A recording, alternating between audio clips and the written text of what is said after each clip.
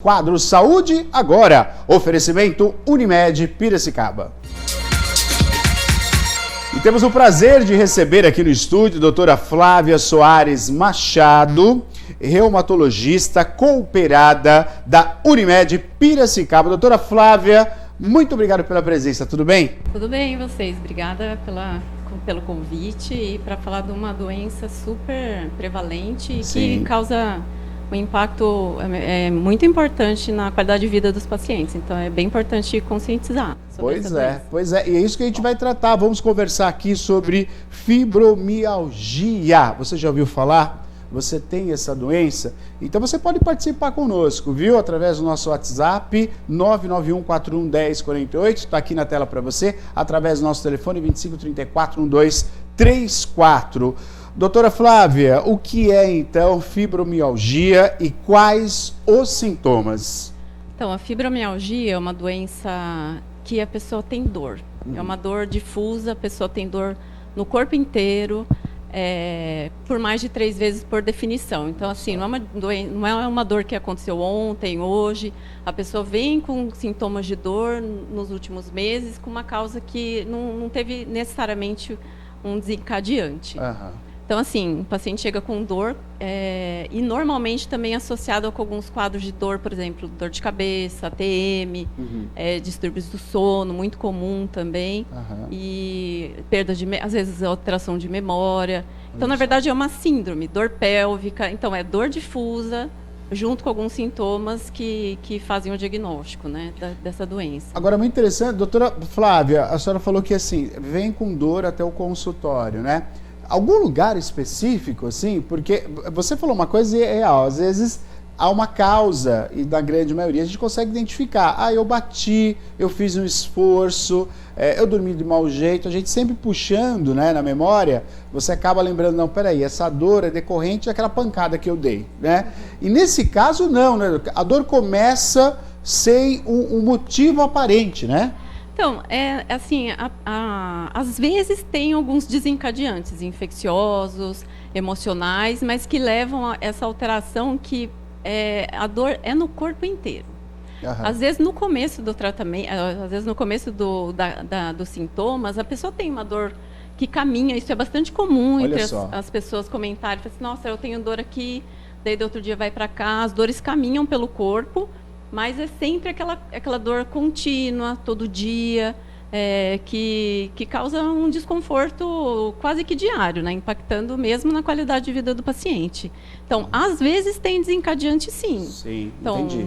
E infecções, do Covid, a gente tem visto bastante gente... Pós-Covid, né? Pós-Covid vindo com dor no corpo inteiro, que a gente não sabe, né, se é só relacionado com a doença em si, ou se já ia desencadear a fibromialgia. E acabou sendo um gatilho aí para... Um gatilho, porque infecções, né, a gente sabe que podem desencadear a dor também. Perfeito. Estamos ao vivo aqui com a doutora Flávia, você pode fazer sua pergunta, 2534-234991411048. Pois não, Maria? Falando, né, doutora, um pouquinho agora mais aprofundado sobre essa doença que até queria que a senhora... comentasse se esse termo é real, né? Eu li que é uma doença silenciosa, né? Como algumas outras que a gente tem. E como é feito o diagnóstico e os tratamentos que a pessoa, né, portadora da fibromialgia pode seguir? Então, na verdade, a pessoa tem dor mesmo. Assim, não tem que ter dor, né? A pessoa, para falar que tem fibromialgia, a pessoa tem que ter dor. Então, o que a gente sabe é que não tem exame de diagnóstico específico. Então, assim, pode acontecer, e na maioria das vezes a gente pede exames para afastar outras causas de doença, mas esses exames vêm normais. Então, não é uma doença inflamatória, não é uma doença autoimune, é uma doença que tem essa alteração na sensibilização, tem uma alteração na modulação da dor. Então, tem a ver com o sistema nervoso central, com o sistema nervoso periférico. Então, assim, é aquela dor que o paciente não deveria sentir. Então, é muito comum no frio piorar. A sopa é bom para o frio, mas a fibromialgia não. É bem comum essa piora no frio, com aspectos emocionais, porque tudo isso tem a ver com essa alteração da recepção da dor. Então, talvez o silencioso seja não ter um exame que às vezes até conforta o paciente. Não, eu fiz um exame que deu fibromialgia, mas não tem esse exame específico para essa doença. Estamos ao vivo aqui conversando com a doutora Flávia Soares Machado, reumatologista cooperada da Unimed Piracicaba. O assunto hoje é fibromialgia. Você pode mandar sua pergunta, tirar suas dúvidas com a doutora. A gente fala que a dor ela é um incômodo constante, você sentiu uma dor e você toma um medicamento, essa dor diminui, você relaxa um pouquinho.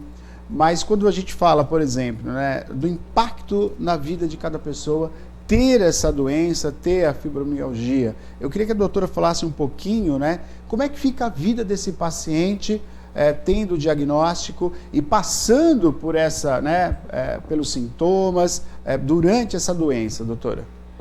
Então, acho que é uma doença que impacta muito em vários aspectos. Primeiro porque sente dor e isso atrapalha no trabalho, no cuidado em casa. Existe outro aspecto importante também, que é uma doença que, como não tem um exame, muita gente não acredita nisso. Então, os pacientes têm tem o preconceito no trabalho, que às vezes é aquela pessoa que falta porque está preguiçosa. Acaba tendo afastamento do trabalho, né, doutora? Muitos afastamentos por fibromialgia, que é uma doença muito prevalente. Assim, é dor crônica, 10% a 15% da população. Fibromialgia, uns 4%, 5% dos pacientes, mais comum em mulher.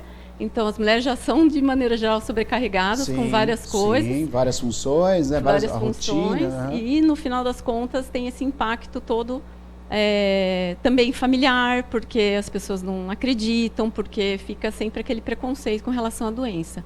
Então, tem que ter alguém... E alguns médicos também acontece, né? De não ter esse cuidado de tratar um paciente com fibromialgia de fato como uma doença que atrapalha muito, né, a vida do paciente, de maneira geral. Doutora, ela assim, se minha mãe tem, meu pai, eu também vou ter? Ela acaba sendo assim um fator genético também ou não? Ela tem estudos que mostram que tem não é um gene que passa. Quase todas as doenças reumáticas têm essa associação, essa predisposição genética.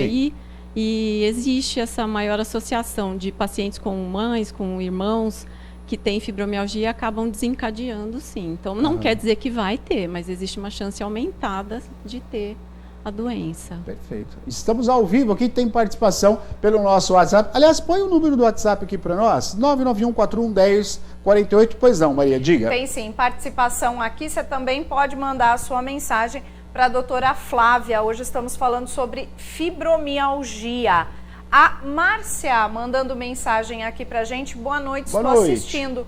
Uma vez, acho que lendo, né, ela quis dizer, sobre fibromialgia, li que fazer exercícios ajuda a prevenir. É verdade isso, doutora? Eu já embarco na pergunta da Márcia e saber quais são o que se pode prevenir a fibromialgia, se existe como prevenir, doutora.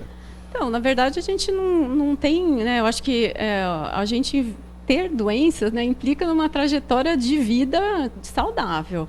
Né? Quando o paciente tem fibromialgia, o exercício é a primeira linha de tratamento, isso com certeza.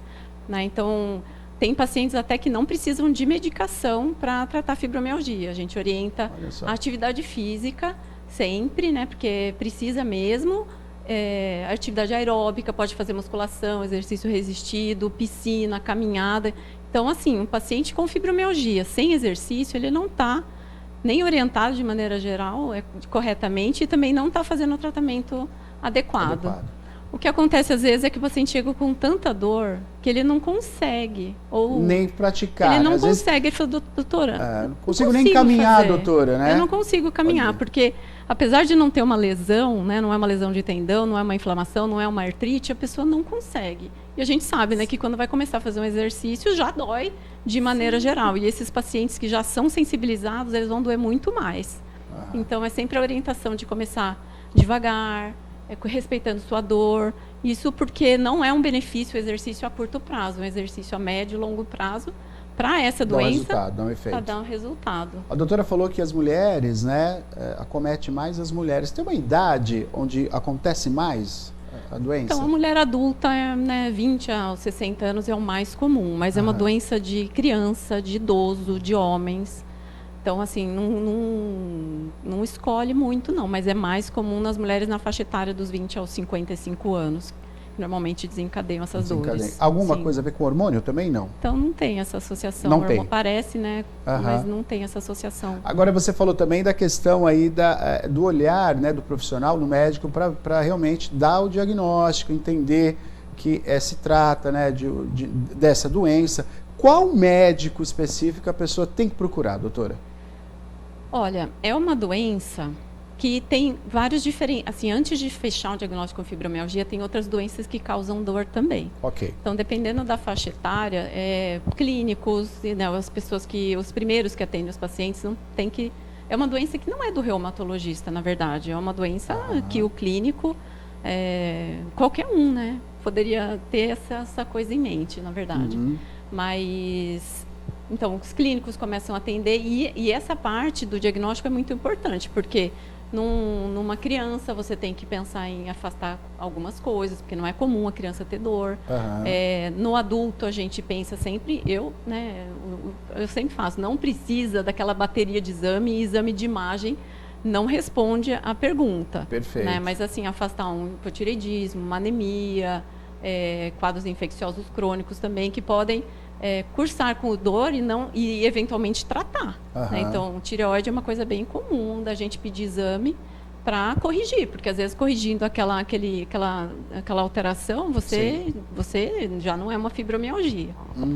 Apesar da fibromialgia ser uma doença... Porque pode ser combinante, né? Quer dizer, pode ter a tireoide e pode estar ali a doença, a fibromialgia pode estar agindo também. Pode estar também, não é uma doença de exclusão. Então, perfeito. Às vezes você pode ter uma artrite reumatoide e fibromialgia, lúpus e fibromialgia, hipotireoidismo e fibromialgia. Então, só que você vai examinar um paciente com artrite reumatoide que está todo dolorido, você vai examinar, às vezes não tem artrite. É da fibromialgia, provavelmente. Então, a gente não pode tratar só uma coisa, tem que tratar as duas coisas. E hoje, fazendo o tratamento, doutora, o paciente consegue ter uma vida um pouco mais tranquila? Quer dizer, ele consegue se distanciar um pouco das dores? Chega nesse ponto? Chega sim. O que é muito importante, né, nessa orientação do paciente no tratamento é o paciente não colocar a responsabilidade da doença e do tratamento no remédio. Correto. Né? Então, assim, o paciente tem que... Claro que o remédio vai ajudar, principalmente naqueles casos de dor inicial, que ele nem consegue fazer. Né? Mas, assim, tem pacientes, por exemplo, e a fibromialgia não é uma doença única. Tem gente que só tem dor, a dor não é tão intensa, que precisa de medicações de vez em quando. Tem pacientes que precisam de várias medicações para tratar, então varia muito. Agora, tem pacientes que melhoram só com atividade física, tem pacientes que a gente consegue controlar a dor com várias medicações, tem alguns pacientes que não melhoram e varia muito, na verdade. Vai de paciente para paciente. Agora, tratamento costuma melhorar. Costuma ter uma melhora. Falando da memória, tem o tratamento, a gente chama de convencional, né, que é através de alguns remédios, alguns medicamentos, para tirar a dor, para anular a dor, mas sempre agregando o tratamento, né? Que as pessoas, a gente acha que o medicamento é só o tratamento. E não, como você falou, né? A questão do exercício físico é fundamental. Ele é o tratamento. Agora, tem algum tratamento alternativo? Qual seria, doutora? Então, porque assim, o médico, no final das contas, acaba prescrevendo as coisas baseadas, né, em ciência, assim, né? Que tem trabalho científico. Tratamento alternativo vai depender... porque assim, não é uma doença que mata, que deforma, nada disso. Então, se o paciente quiser tomar alguma coisa alternativa, não é que tem alguma coisa alternativa, mas assim... são coisas que eles olham às vezes na internet, e que olham que o vizinho falou, que melhorou, mas assim, não tem um tratamento alternativo. Mas essas coisas podem ser associadas, né? Pode ser associadas também. Então, às vezes, correção, eu quero tratar com vitamina D, isso é bem comum também. Não tem evidência de tratamento com dose alta de vitamina D na fibromialgia. Agora, se existe uma alteração da vitamina D, a gente corrige e às vezes o paciente melhora. Queira ou não, é um tratamento que não é aquele padrão, né? Aquele tratamento convencional para a doença. O que, agora, assim, é uma doença que todo mundo quer a cura, né? Então, assim, o que não faltam são estudos querendo buscar a cura, claro. Testes, então, exames, né? Pesquisas. Agora, uma coisa interessante que você falou, né? Quer dizer, se hoje eu ainda tenho até um diagnóstico aí não tão preciso, né? Porque talvez falta um pouco de sensibilidade, assim como você falou, um pouco de sensibilidade para entender que tem que ter um tratamento. Há 20 anos atrás, então, era bem complicado, né? Se a gente pensar um pouquinho aí no que evoluiu a medicina, as pessoas chegavam com esse tipo de queixa, eu acho que era muito comum nem ir ao médico, né? Até preconceituosa, né, doutora? De achar que beira uma frescura isso, fica sentindo dor, é normal, todo mundo sente dor. Ou aquela frase, está sentindo dor, quer dizer que você está vivo, né? Por isso você sente dor. Quer dizer, são questões que acabam inibindo, né, justamente um diagnóstico e até mesmo um tratamento, né, doutora? Com certeza. Não é uma doença que foi classificada há muito tempo, né, mesmo por isso. Olha só. Então, até hoje é muito comum o paciente há anos com dor. Aí você chega e fala, nossa, mas não fez nenhum tratamento? Não fiz nenhum tratamento. Então, existe essa por falta de exame diagnóstico, que facilitaria muito, né, porque evitaria uma quantidade enorme de exames que às vezes os pacientes já chegam. Exato. E que querendo exame, né? Daí vai aquela bateria de exame. Querem exames e assim, exames que não é difícil você convencer, ainda mais nos dias de hoje, né, com tantas possibilidades que não tem um exame que vá definir o diagnóstico. Então, assim, é uma busca pelo diagnóstico de anos às vezes. Olha só. Os pacientes chegando assim, eu falei assim, nossa, já faz bastante tempo. E não se convence, né, e que tem aquela doença. Então, infelizmente, assim, não é uma doença que a pessoa às vezes reclama, né? Fala assim, eu tenho uma dor no osso, eu tenho uma dor na carne, uma dor no músculo, dói meu cabelo, só não dói o cabelo, dói o dente, dói tudo. E você não tem um exame que conforte, né? Eu acho que é um exame que conforte. Então, eu acho que no passado deveria ser bem isso mesmo. Tem dor, é idade. A idade vai agregando a outras coisas, né? Então, interessante. Estamos ao vivo aqui, são 19 horas e 20 minutos. A doutora Flávia conosco aqui, Soares Machado, que é reumatologista e cooperada da Unimed Piracicaba. Doutora, eu não sei se eu vou puxar uma outra coisa aqui, antes de fazer a pergunta, Maria, mas a gente está falando de dor, e eu vi ontem que a Espanha, olha que interessante, né? Porque eu estou associando, porque a gente fala às vezes a pessoa sentindo dor e no próprio ambiente de casa, né? É frescura, isso aí é falta de você pegar ritmo, né? E não é, e acaba sendo uma doença como essa. A Espanha, doutora, acabou de virar lei na Espanha, vai ser agora, acho que vai ser sancionada, que 3 dias de afastamento para o período de menstruação, de dor, de cólica. Eu acho isso uma vitória, claro que não tem nada a ver com a doença que nós estamos falando aqui, mas eu acho isso uma vitória tão grande na questão do aspecto de entender que a mulher, ela passa mal, ela sente cólica, ela sente dor, então está tendo um afastamento de 3 dias para as mulheres que têm muita cólica ao ficar menstruada. Isso é um ganho, né, na questão do tratamento e respeito à dor, né, doutora? Acho que sim. Acho que sim mesmo, né? E tem alguns estados assim que eu acompanho que estão dando alguns benefícios, né, para pacientes com fibromialgia. Olha só. Então, estacionamento próximo, né? O que acaba não acontecendo é por causa dessa falta de exame e porque a pessoa não perde uma função, né, articular, ela tem uma movimentação normal. Essa questão de querer sempre se afastar de trabalho ou aposentar, né? Então isso é bem difícil acontecer, né? Mas tem que ter essa sensibilidade na hora de atender um paciente, né? Numa fase de muita dor, porque às vezes o paciente ele tem convive durante um tempo, né? Ele convive, não, ele está bem, ele está tratando a dor dele, mas às vezes acontece dessa dor se exacerbar por um trauma, uma emoção, uma mudança de tempo, o frio é mais comum, e ele está aquela crise. Então, a gente, assim, o que você não pode é estimular esse apego no afastar, porque muito pelo contrário, o paciente se beneficia com o movimento. Exato. Né? Só que às vezes também acontece, né, de o trabalho ser pesado, puxado, que numa fase de agudização da doença, né, isso pode prejudicar. Então... temos que ver, né, como é que vai, Tem vai que ser ver por cada aí. pessoa de um jeito tratar. Chegou pergunta pelo WhatsApp. Pois não, Maria, diga. Chegou fale. pergunta, a Michele participando aqui conosco. Obrigada pela sua audiência e participação, Michele. Ela está levantando aqui uma questão, doutora, que eu acho que é muito importante também você comentar. Michele está querendo saber se o sono interfere no tratamento Boa de quem pergunta. tem fibromialgia. Então, na verdade, o sono, né, é um dos, o sono não reparador é um dos sintomas que vem acompanhando essas dores. Então, os pacientes dormem mal, né? Assim, a gente não sabe ainda se eles dormem mal porque tem dor, se tem dor, então dorme aquela coisa. Mas esse é muito comum. Assim, tem dor no corpo inteiro? Tenho dor no corpo inteiro. Como é que eu sono? É péssimo. Então, assim, claro que quando a gente vai fazer essa orientação do tratamento, né, essa higiene do sono é super importante, porque, e às vezes são orientações básicas, né, de como dormir melhor, e faz parte do tratamento essa orientação, de melhorar o sono.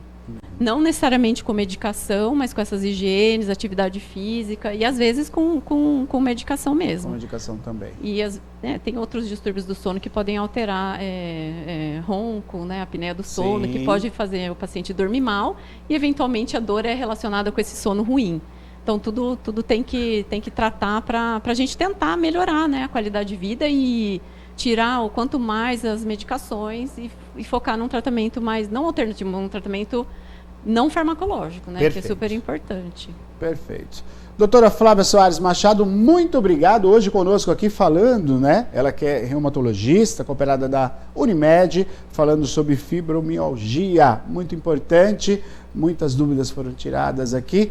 Quero agradecer a sua participação, doutora. Muito obrigado, viu? Obrigada a vocês pela oportunidade. Obrigada, qualquer dúvida, eu posso também ficar à disposição. Perfeito, né? perfeito. Tá, muito obrigado. Podemos só encerrar com uma frase aqui do Morgan Freeman. Alguns artistas, né, doutora, algumas celebridades têm comentado que eles têm esse problema e essa doença. Vamos terminar com essa frase do Morgan Freeman, que ele é uma das pessoas portadores de fibromialgia, e ele disse o seguinte: eu só tenho uma vida e não vou permitir que a fibromialgia me retire a alegria de viver. É a procura do bem-estar também, né, doutora? Com certeza. É até importante, né, essas pessoas que se manifestam, né, porque parece que está todo mundo super bem, e é uma doença que também os famosos têm, e eles declaram, às vezes, né, nas redes sociais, a gente costuma ver o impacto, né, na vida deles, né, então isso é E às vezes o paciente se identifica e já está seguindo, e nossa, eu tenho essa doença, né, eu tenho alguma coisa parecida. E daí procura ajuda mais precoce. Aliás, tem mais, você tem aí as fotos? A Maria separou, está até fazendo uma pesquisa sobre isso, né, Maria? Tem algumas, tem a Lady Vamos ver. Gaga. A Lady Gaga. Né? A Lady Gaga também, olha só. Lady Gaga é uma que ela falou bastante, né, doutora, a respeito. E tem ajudado, como você disse, né, através das redes sociais, ela tem ajudado bastante. Deixa eu colocar uma brasileira, uma atriz brasileira que também tem fibromialgia.